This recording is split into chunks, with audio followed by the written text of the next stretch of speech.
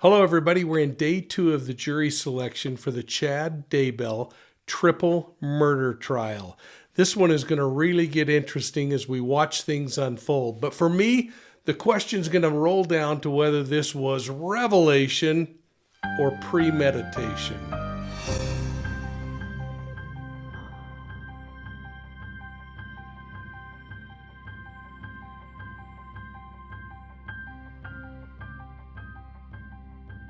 Hey everybody, welcome to Profiling Evil and thanks for joining us.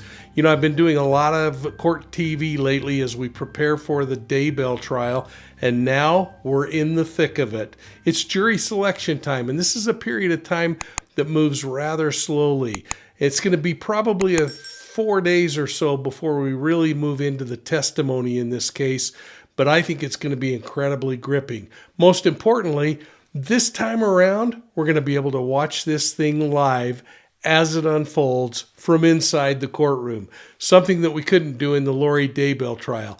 And of course, the other twist and turn to this case is that Chad Daybell might face the execution squad.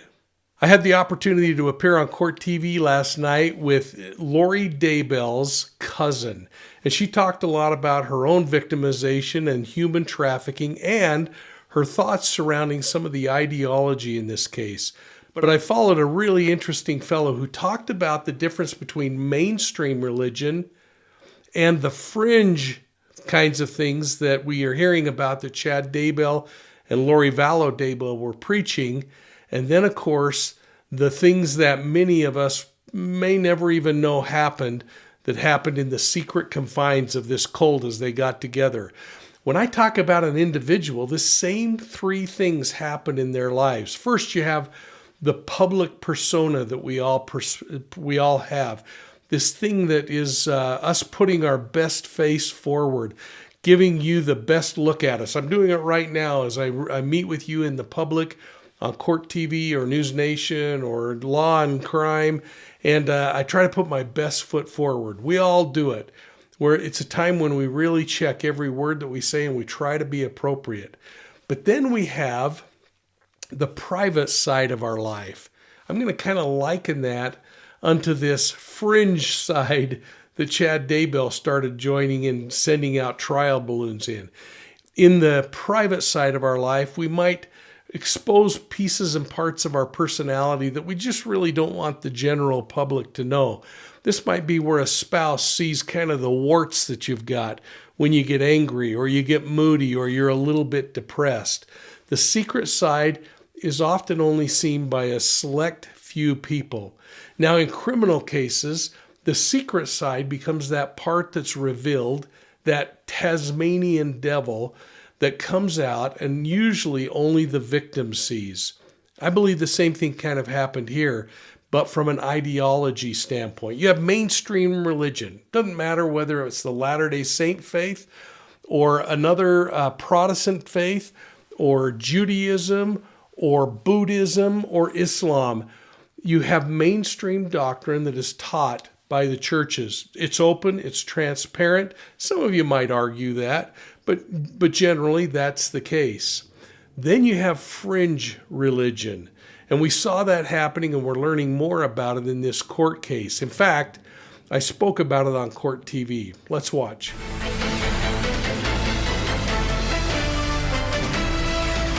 Because of her manipulation and deception, she would find somebody that could manipulate, like he was manipulating, deceiving too.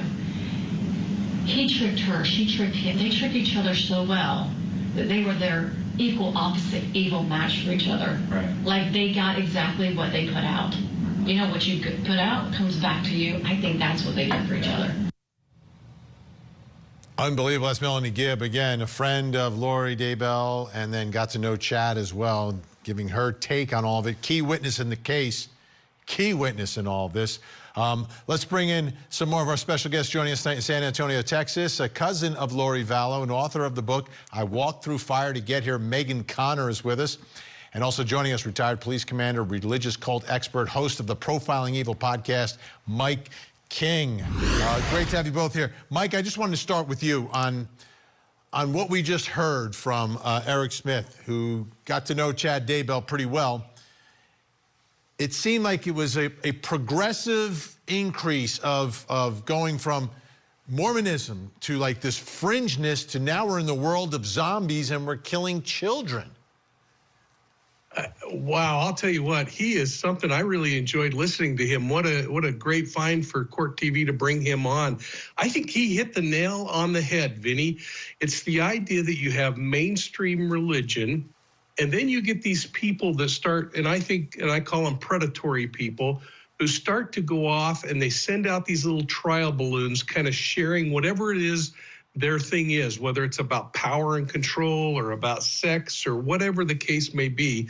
And they start finding people with like-minded ideologies.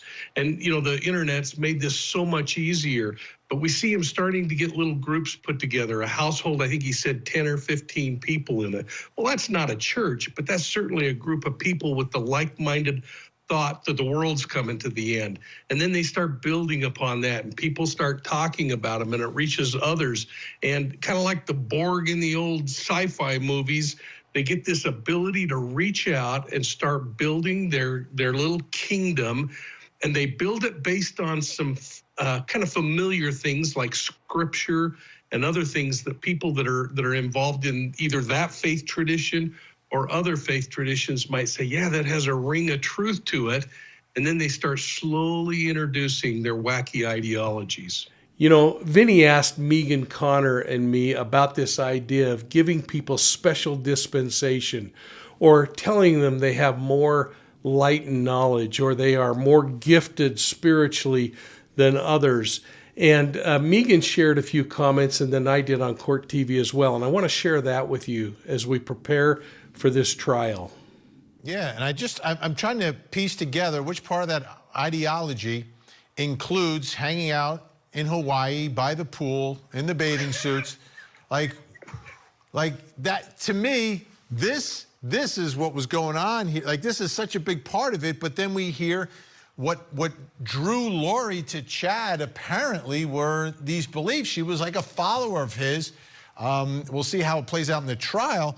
But Megan, as we see these beliefs get more and more extreme, are you surprised? Do you think that Lori was pushing him, or was he doing everything he could to pull her in? I think it was definitely a little bit of both. I think she brought some of her religious beliefs to the time when she met Chad, and Chad certainly had his own theology that he sort of developed, and I think when they got together, it just sort of snowballed. And you see in that video when Lori's being served with papers, under her right knee is a copy of the book Visions of Glory, and that's where a lot of this fringe belief sort of came from. It's like Mormon church fan fiction, where they do describe people being possessed by evil spirits. They do describe a lot of the end times. And it's supposed to be someone who's had a near-death experience. And so that ties in to Chad and his group of followers, and what sort of gave them an affinity for each other. They were all interested in the end times and the near-death experiences. And I think you were right earlier when you said, and Mike was right earlier when you talk about having a little group of people that are listening to you, and you start trying out ideas and seeing what people believe and seeing what, you know, resonates with people. You see their reactions in the crowd, and you think to yourself, okay, well, they liked that, so let me go take that a little bit farther. I think that's where this all started and how it sort of ramped up to where it got really toxic. Let's listen to one of those followers. I think she'll be another crucial witness in this trial, Zulema Pastines, who was one of the followers. Take a listen. What was Melanie Gibbs' gift? She was a gatherer. Okay. What was your gift? Chad said that I was my gift was the elements. What does that mean? To be able to work with the elements. What does gatherer mean? Gathering people who were awake. Okay. What does awake mean? Awake to the signs, aware of the times, and aware of what of the things that are to come prior to the second coming. And these were gifts identified or described for you by Lori and Chad? Yes. Okay. Did Lori tell you this, or did Chad? Or Chad. both? Chad. Okay. What was Serena? What was her gift? Chad said that she was a very powerful goddess. Okay. What about Melanie Boudreau? I think you call her Melly, but Melanie Boudreau. What was her gift? I don't remember. Mike, let me ask you about what's happening here. Like, everyone has these special gifts. I guess that's what kind of keeps them hooked in all of this, right? Yeah, and they lean on these kinds of leaders that take away their own responsibility to make decisions. So what they do is here you got Chad Daybell giving people this dispensation that you are powerful and can control the elements. And you are a really powerful goddess. And these people think, holy cow, I'm something. I've never really been something in my life. And all I got to do is keep following this guy. He kind of sounds pretty interesting and sounds like he's spiritual. If I keep following him, maybe I'm going to have more light and knowledge than anybody else. I'm going to become closer to God than anybody else. I'm going to have my time here on earth figured out for me and a place in heaven guaranteed because I'm following this person. And this is what they're so good at, is deceiving the people that they are bringing along and making them feel more important. You know, we call it love bombing when it's just a regular cult bringing people in and telling them how great they are. But people respond to that because all of a sudden, I am really important, at least to this person who's going to make me more important to a whole bunch of other people. And then finally, I think we really got down to the nuts and bolts of things to watch for in this particular case, as Vinny asked me about my thoughts of the things that I'm going to be watching for. He also asked me what I thought about Tammy Daybell and the fact that this poor woman was murdered by her husband, allegedly, and why wasn't she more involved in the cult? And I had this explanation. Mike, before we run out of time tonight, what in this trial as it's coming up, what do you expect to hear regarding this relationship between Chad and Tammy? Because I thought it was interesting when Eric said she was never really around. And like all this stuff is happening and it doesn't seem like she's in the loop in any of this. Yeah, I think what we're going to learn is that she was taking care of a family and trying to hold a family together. She was trying to work a little bit and create some kind of a self-preserving career for herself. And Chad was out running from place to place, trying to keep together this fledgling book business. And I understand some books have sold really well since he went to jail and was focused on this crime here. But I don't think it was doing so well before that, other than selling a few copies when he went to these groups of 10 or 15 people. I think we're going to learn that Tammy was doing and holding a family together. Chad was working on all this wacky stuff that he was pushing and making affairs with women. And all of that was leading up to these miraculous visions and prophecies that said, hey, God's already revealed to me that Tammy's not going to be around. And finally, I wanted to share my thoughts about whether this was revelation or premeditation. And I don't look at that as a revelation as much as I look at that as premeditation, Vinny. Yeah, exactly. Fine line between premeditation and revelation. Well, I hope you enjoyed this short recap of some of the things that I'm going to be looking for in the trial. And I'd be really interested in seeing your answers down below of the things that you're looking forward to hearing about in this trial.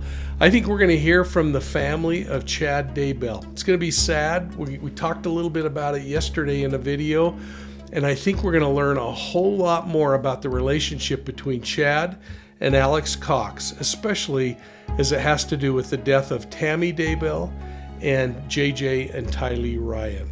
So please stick around, and I hope you'll take time to hit the like and subscribe button and ring the bell. Make sure you're checking out Profiling Evil on Facebook, Instagram, YouTube, and Twitter. And folks, if you like audio podcasts, please check out Profiling Evil podcasts on your favorite podcast platform. Hey, from all of us at Profiling Evil, thanks so much for your support, and we'll see you soon at the next crime scene.